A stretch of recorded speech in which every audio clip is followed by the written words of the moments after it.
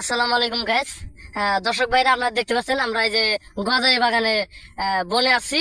ওই যে দেখা যাচ্ছে ওই যে এই গজারি বাগানের মালিক, আমরা তার পাশে যাচ্ছি। হে দিয়ে আমাদের কি পরামর্শ দেয়। ভাইয়া, এই জায়গা এই বাগানটা কার? এটা আমার বাগান। ভাই, আপনি এই জায়গা থাকেন, ভয়ঙ্কর জিনিসপাতি দেখতে পারেন না আপনি?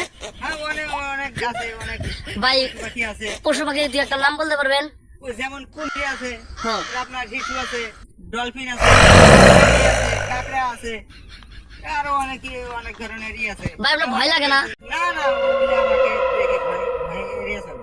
ও, তাহলে এই বাগানটা তাহলে আপনার আন্ডারে চলে? আমার এই যে প্রায় 450 কোটি বিঘা 450 বিঘা জমি আছে এই যে বাগানটা। কোটি কোটি। ও, 450 কোটি। এটা আমি সব জায়গায় ওই যে এবার যে আছে এবার যে এবার আবাদ করবো। সাপের আছে তো, মানে সাপের একটা খামার লাগাইছে। ও, মানে বাগানের ভিতরে সাপের খামার আছে।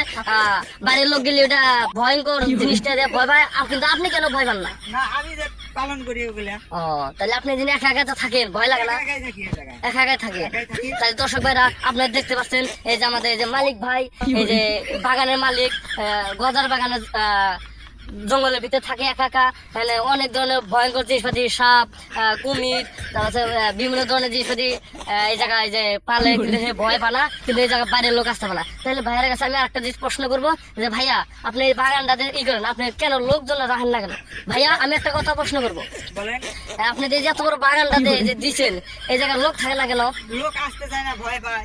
ভয় পা? ভয় পায় না। জি, ঠিক আছে। তাহলে তো আপনি একা এই জায়গায় না না, কোনো সমস্যা নেই।